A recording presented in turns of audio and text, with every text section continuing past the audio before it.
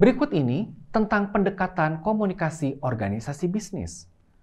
Untuk dapat memahami komunikasi organisasi dalam lingkup bisnis, ada 4 pendekatan yang dapat menjelaskannya, yaitu: pertama, komunikasi sebagai transfer informasi; kedua, komunikasi sebagai proses transaksional; ketiga, komunikasi sebagai kontrol strategis; serta keempat, komunikasi sebagai penyeimbang kreativitas dan berbagai kendala yang ada.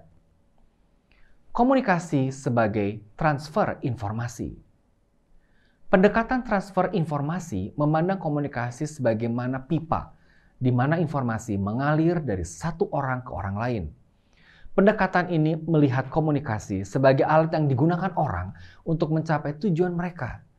Pandangan yang dipopulerkan pada awal hingga pertengahan abad ke-19 ini membandingkan komunikasi manusia dengan arus informasi melalui telegraf atau telepon kabel. Komunikasi satu arah jelas ditekankan selama periode ini sebagai sarana untuk mengesankan dan memengaruhi orang lain. Pada masa ini, komunikasi didefinisikan sebagai pertukaran informasi dan transmisi makna. Distorsi mengacu pada efek noise dan kemampuan penerima untuk memproses pesan. Noise dapat bersifat semantik, pesan memiliki arti yang berbeda bagi pengirim dan penerima, berupa fisik, suara statis pada saluran telepon atau pesawat yang lewat, atau kontekstual, pengirim dan penerima memiliki perspektif yang berbeda, yang berkontribusi pada miskomunikasi. Misalnya adalah ketika seseorang karyawan mencoba berkomunikasi dengan rekan kerja yang sedang mengalami krisis pribadi.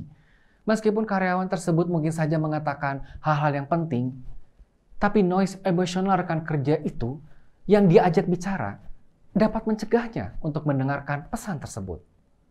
Ambiguitas terjadi ketika beberapa interpretasi pesan mengaburkan makna yang dimaksudkan oleh pengirim pesan. Pada umumnya, bahasa abstrak dan konotasi yang berbeda merupakan sumber ambiguitas. Ketika seorang manajer meminta 2 karyawan untuk bekerja, ayo sedikit lebih giat.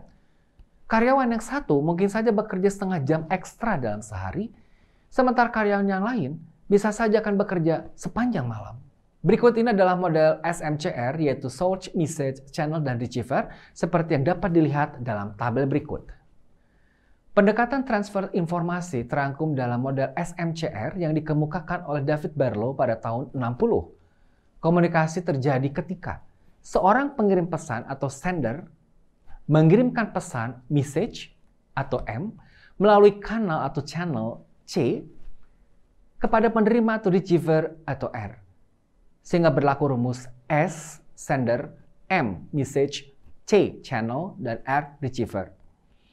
Pengirim pesan mengkodekan makna yang dimaksudkan ke dalam kata-kata, dan penerima menerjemahkan pesan ketika menerimanya.